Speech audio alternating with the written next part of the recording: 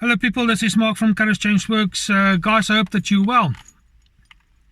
In continuing with the Narc series, you've had a kind of a background now for some of the words, and I'd say thank you for Gilly, I'm guessing, I hope so, for indicating that grey rock, as I understood it, was maybe a little bit different to what it actually meant. So thank you, Gilly, for that. I do appreciate that. Then I gave you like a little personal experience in terms of my how I was attacked. Let's say that.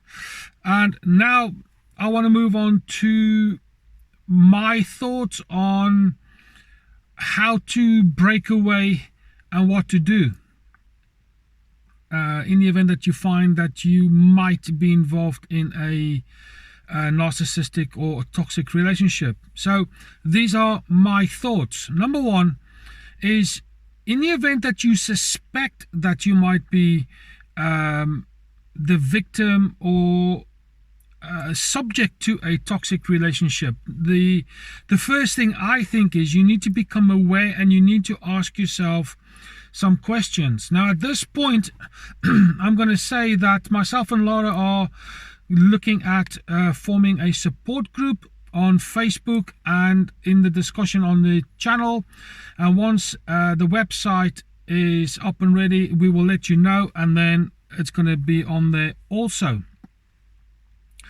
But it's questions like, am I continually feeling like I'm walking on eggshells? It's a standard question. Do I notice that I'm apologizing for their behavior? Am I apologizing for their behavior? Have I noticed that my visits to friends and family are decreasing? As I put it in one of the other videos, do I feel like I'm being managed by my spouse? Those kind of things. You need to become aware of them first. There's loads more, but I'm just giving you a taster of some of the questions that you need to ask yourself. And if the answer is yes, chances are that you are subject to a toxic relationship. So becoming aware is fundamentally important.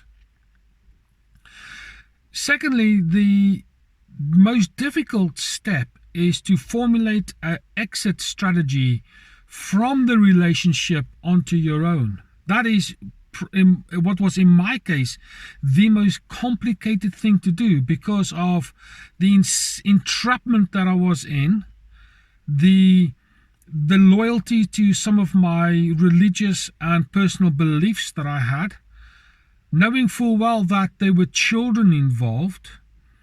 There was a lot of emotional hooks that the narc played in order to try and keep me in that pit of torture. But eventually it got to the point where I became a little bit more stronger for planning an exit strategy, and that was a really tough decision to make, particularly what are the kids gonna think, how it's gonna impact them, how it's gonna impact the relationship status, albeit that wasn't a major issue. It was mainly to do with my beliefs, and certainly beyond that, more importantly, what were the kids, how are they going to be affected by all of this? So becoming aware by asking questions, planning an exit strategy, then formulating where you're going to go and what you're going to do. That is really important. Getting out is the most obvious thing thereafter, but that might take months to get in your head because of the little prongs that they've got in you, the little hooks that they've got. That might be difficult, especially when kids are involved. It's really difficult when kids are involved, because they might take it okay, they might take it in a very bad way. It all depends on a lot of things when it comes down to kids. Let's pretend that you've done your exit strategy and you are now in another location in terms of your accommodation. That is really important. Now, what I did is when I moved out, I looked at where I live now. It's by no means okay. It's by no means great. I looked at it as a halfway house, a place of recovery, a place of healing, a place of forgiveness. It's a place of education, anything in that kind of a mind. I made my mind up that that is what it's going to be. And I executed those plans. It was a place where I could lay my head at night. It was a place where I could heal. It was a place where I could recover. It is a place where I can educate myself. And it's a place where I felt I could breathe and I could become myself from who I was at the time to who I really, truly and congruently am as an individual. And that is still in the process of becoming. However, it takes time. The next thing that I feel is really, really important is once you've educated yourself, and I think that's an ongoing process, you need to become stronger. It's like going to the gym. You need to regularly exercise your strength, your courage, recognize how far you've come from breaking away, becoming aware. It takes a lot of strength and a lot of guts and courage to break away and then also move forward in terms of recovery and healing.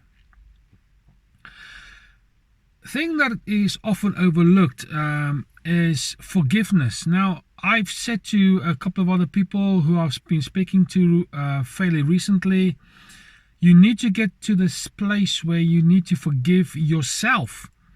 Never mind the Narc, they can wait. You yourself are really important. You yourself needs to recognize that you've been taken for a ride by some nasty individual. And you need to get to the point where you acknowledge that and forgive yourself. That sets you free.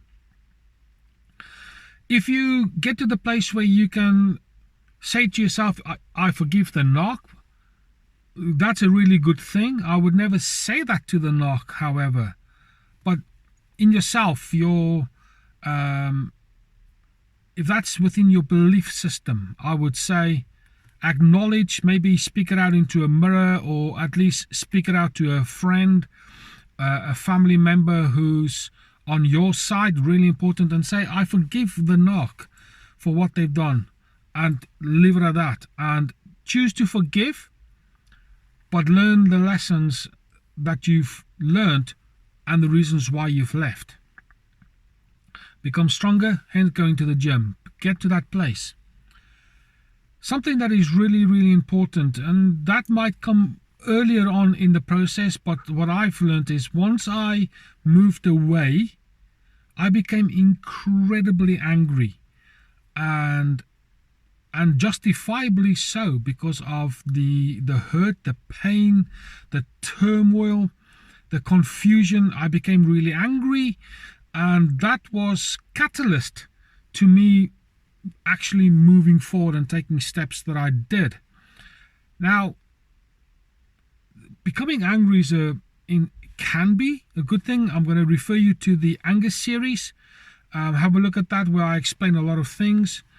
But here's the thing, when you get angry because of something that is petty and something like that, where it's just, I just want to get angry because I am angry, then chances are you're not going to do anything about your circumstances. However, when you get angry about your circumstances and then realize that there was absolutely nothing you can do about it, and you become angry, that I feel becomes a real empowerment to you as an individual, and that might motivate you to step out and do something constructive for your own sanity. Don't give yourself a hard time when you become that angry. You need to praise yourself, because that is another link that you break out of that particular chain and you become free systematically. And then it's just a matter of maintenance. It's a matter of continually forging forward and continually learning, educating, read, speak to people, read, listen, do whatever is necessary to continually educate yourself. That way you become a little bit more aware of how things are going, and I'm in that process now where I'm learning about how they do things. I can't quite get my head around why they do it, but I'm certainly learning about the how they do it, and I'm certainly aware of the impact of what they do to people. And it's like a pathway, it's like an avalanche coming down that mountain, and there's destruction everywhere you look. Hence this particular channel, hence more specifically this particular playlist. I want to do my bit and say, listen, if I could do it, anybody can. Laura's had similar experiences, and she will have her input once the circumstances that she's currently in is resolved. It won't be long, but then she will have her input and her say as well from her perspective. Guys, that is just a couple of ideas of what I think is important in terms of moving on and moving forward, in terms of breaking free and getting yourself back to your congruent self. For you who's the survivor, I would like to hear your story. Brian and Jilly, I would really want to have more conversations with you regarding this, because this is helpful, and I'm hoping that the people who read the comments will also read them and be educated, because it's a community thing as far as Karos is concerned. And Laura and myself have set this out right from the beginning, that we want to educate and help people, and if this is the way we're going to go about it, then I am well chuffed. That is it for this particular video. I will probably make a couple of others regarding this, and then I'm going to go on to other further things. But I'm trying to do this in a systematic manner to make it as simple and as easy for people to digest. I know it's a heavy topic, and it's very destructive in terms of what it does to you. However, I want to, for a better word, become a GP, a doctor, a medical person to try and help you heal your wounds. And I know that Laura's attitude is very, very similar, and this is why we do what we do. So that is it, my friend. I know it's been a little bit of a lengthy one, this one, but I think it's really important. So I'm going to ask you to comment and share and that kind of stuff, to say your thing. Sorry about that. People are trying to contact me. Comment, share, like, subscribe, all the rest of the stuff. But for now, this is Mark from Karos Changeworks. I'll speak to you soon.